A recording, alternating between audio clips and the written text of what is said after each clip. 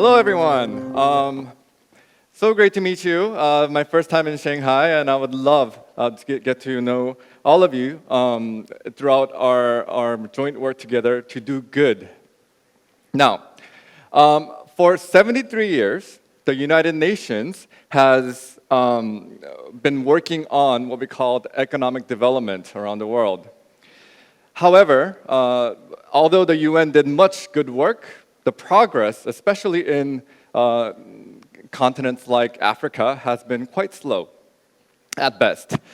So in the year 2000, world leaders got together and they set 8 ambitious goals to achieve together by 2015. And these were goals, this goal is called the Millennium Development Goals, and there were 8 of them. And these were very ambitious goals, like cutting by half the number of people in poverty all around the world. Now, I would like to ask you a quick question to gauge your trust in the governments around the world. Do you think that the governments were able to do in 15 years what they couldn't do in the 50 years that they existed? I would like you to respond by a little show of hands like this. If you think they achieved 20% of these goals, please raise your hand. Yeah? If some of you think there's 40%, they've done a little better. 60%?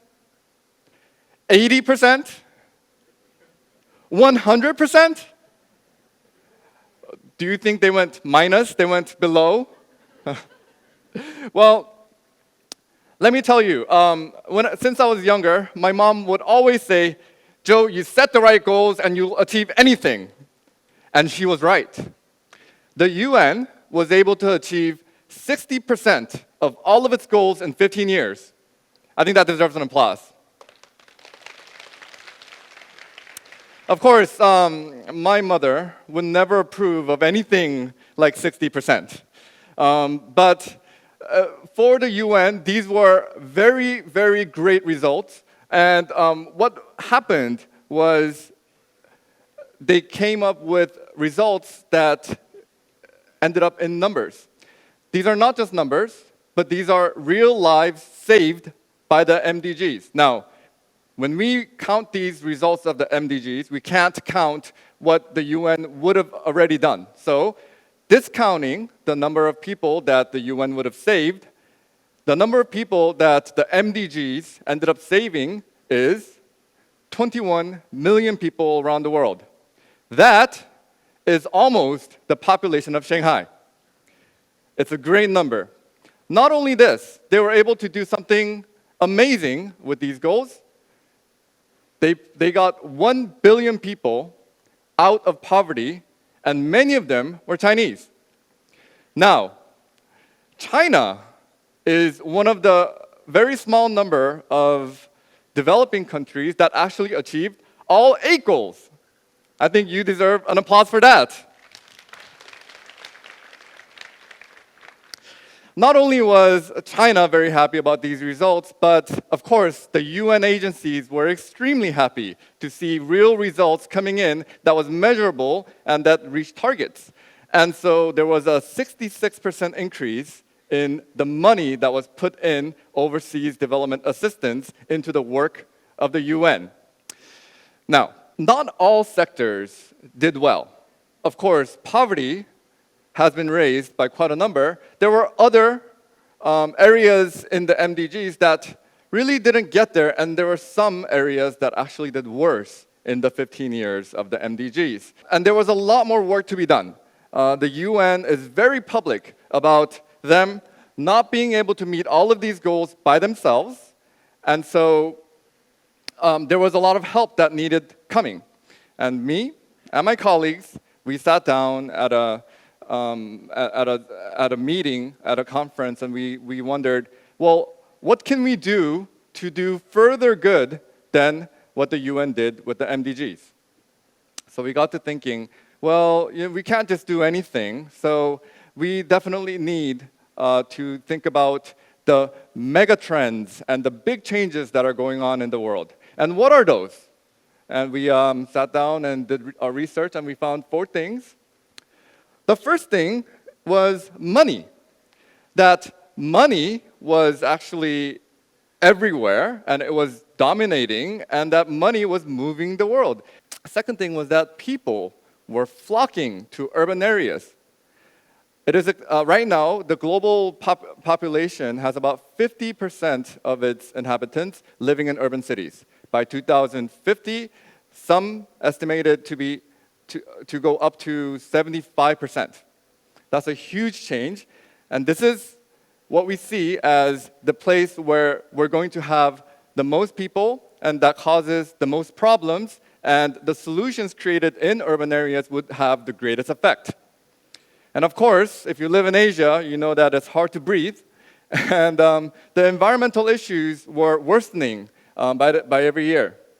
And then there was something particular to our time, which is something called the change of the job market. Technology is now changing the job market so that all of us, especially those people who are young over here, have a very hard time finding entry-level jobs. And this is because technology is taking over the most mechanical and the redundant part of the job economy. Now, looking at all of these different factors, we thought, well, our world definitely needed some way to keep itself sustainable and hold all of these problems. So we went out looking for possible things that could help us do good. The first thing we found is that there was a lot of money out there that wanted to do good. Believe it or not, the UN PRI, Principles for Responsible Investment, ever since 2006 has gathered over, the last time I checked, about 2-3 years ago, it was $70 trillion in waiting to be invested in responsible investments. And then when I checked last week, it was actually up to $80 trillion. So there's increasing interest, money looking for solutions that can change the world for good. Another factor that we found was that company CEOs believed that sustainability was an integral part of doing better business. And so 78% of CEOs were researched, and they were found to believe that sustainability will bring their company forward. And it's not just the CEOs, it's the people who work for them. We found that 75% of all millennials, and many of us belong to that group, they're willing actually to take a pay cut to work for a socially responsible company. And we kept on looking. We found more evidence that things were looking good for people who wanted to do good. Another thing that we found was that not only the customers, but not only the companies, but the customers were willing to pay more for sustainable brands. 66% of the global market were willing to pay an additional money for anything that has to do with social, environmental, and governance issues. And that 75 number is for people who are under 20. Now, we have a lot of things going on with the businesses, but coming back to the UN got really excited over the success of the 8 goals, and they had a party with 17 goals. And so they decided that the goals would expand to many different areas, and these have become the norm and the global standard for social and environmental progress around the world, and it was backed by the 193 signatory countries of the UN. Now, let's come back to what we're going to do. We have a full checklist. What do we have? Let's imagine you wanted to do something and you had all the money, and you had companies willing to work with you, and then you had customers willing to buy your products, and then you had governments backing you up, and you even had goals approved by my mom. And what can't you do? Right? And we're thinking, man, it's even an amazing thing that the world hasn't become sustainable so far. And so we're thinking, well, what's wrong with this picture? We have everything working for us, and what is the bottleneck? What is stopping us from all of these resources from creating real results in the world. And so we went out and we met with different people. We especially met with business leaders because they were the ones holding the money, holding the talents, and holding the technology. And this is what they told us. They told us, Joe, sustainable companies, sustainable businesses are really great, and they would do so much good for society. 87% of them believe so.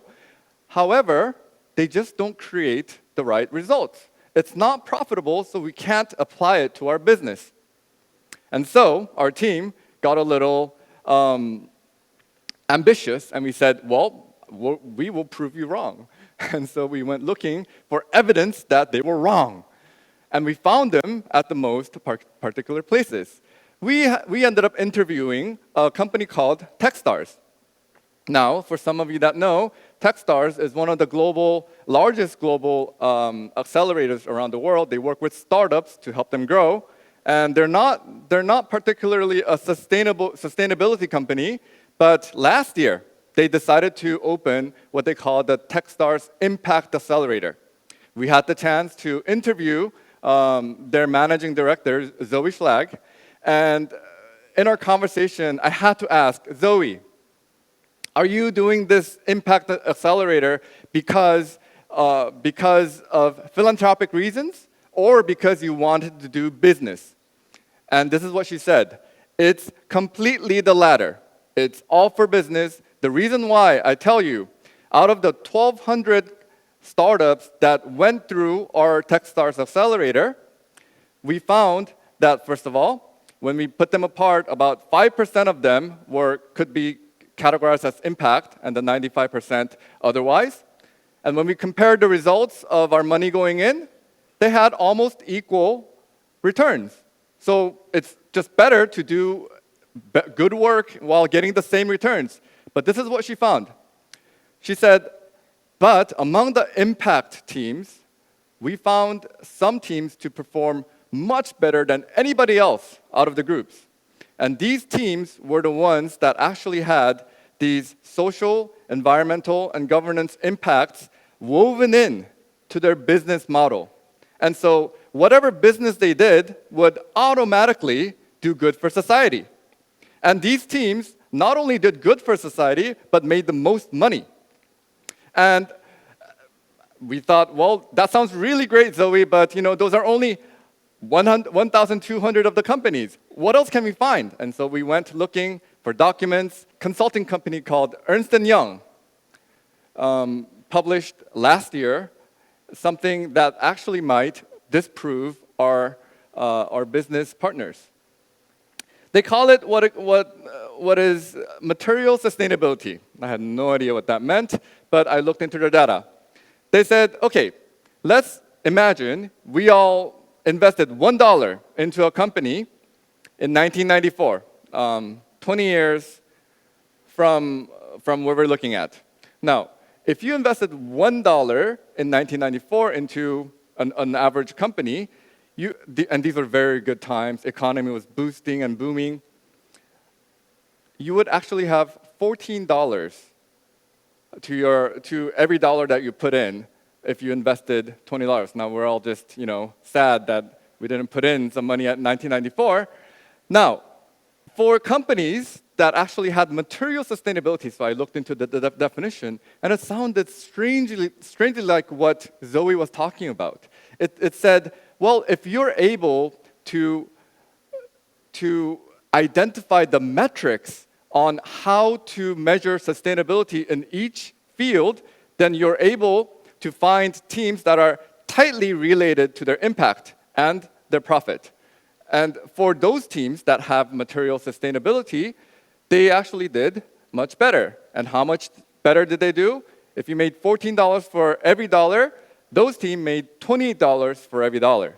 And so the data proves, back in the time, that if you invest money into these good companies, you could actually make more money. And this is huge news for us. I mean, there might be other documents or other research that might prove us otherwise, but we put our bets on, hey, we want to find teams that could do good while they do their business better. And so what we did was we created 4 different projects. 1, we wanted to create a project that utilized tech innovation for the UN's Sustainable Development Goals. Those are the goals after the MDGs. And second, we wanted to solve urban problems. Okay, so that's our second project. And for the third project, we wanted to involve and train young entrepreneurs because they're going to be out of a job anyway. And so we wanted to get all the talent to work on entrepreneurship. The fourth thing we wanted to do was we wanted to create profitable investment opportunities for our investors. Again, tech innovation, urban problems, young entrepreneurs, and profitable investment.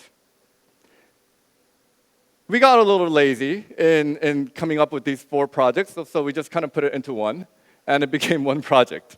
And this one project right now is called Citypreneurs. And this is a project because I'm located in Seoul City. We started with their city government. And so the UN and the Seoul City government collaborated to create what we call a Young SDG Startup Competition. And these companies are starting up and aligning their business models to the SDGs of their choice. Now, what we did, we started last year, and this is our second year, and our purpose in creating the Citypreneurs was not just to find the next unicorn that will solve every problem that is in the world. Of course, these unicorns are very possible to come, but what we wanted to do is we want to create something more sustainable and long-term. So we created something called the Citypreneurs platform, and on the platform, we will choose 30 teams every year to solve different issues that are chosen. Some teams that we worked on last year was health, education, and transportation environment. This year, we're working on green energy, urban mobility, and social protection like aging and inequality. And these teams would be offered an opportunity to work on different city projects. And so their solutions and their products can be sold all over the city. And also, they would be offered free technology from the tech companies who are committed to doing the same. And we would have a competition every year for the winners and investments. And then there would be a policy dialogue on defining what is material sustainability for each of the topics that we work on. Now, we were able to attract a lot of attention from UN agencies. So we actually have 6 international organizations co-hosting our Citypreneurs platform. And then we found about 15 investors who were very committed to impact. And right now, we have about $50 million ready to invest in our companies. And then we have currently one government, the Seoul City government, investing in our project. But next year, through some sponsorships, we're going to be looking into 7 to 8 different cities, and we will be traveling to talk about our projects. And if you're interested, we would love to come to Shanghai. And then we also found 6 tech companies who are willing to give their technology for free to these companies so that they will be utilizing the technology to solve city problems. And through the solutions made by our teams, they would come back and they're able to launch their platforms on those technologies for different cities. Now, this whole picture represents something that we always wanted to do. What we want to do is we want to create a network that would continually work together, strengthen each other under the same goals of the Sustainable Development Goals, and they would be able to, in the long run, produce unicorns, high-performing startups, and companies all put together in one space, learning from each other and challenging each other. But all of this is great, and this, of everything, is just one example of what we can do to contribute to the Sustainable Development Goals. We live in a very special time when many things are possible. I believe that there are enough signs in the world right now, including money, including companies, including customers, that sustainability can be achieved if we participate in the right way. I think we can solve the bottleneck of sustainability through technology, through government participation, through our investors, and a network that puts all of them together into one space. However, it'll definitely take all of our joint efforts together, and definitely customers would need to buy these products, people like you and me, and then we always need people like our mom to tell us what goals we need to achieve. Well, thank you so much for your attention.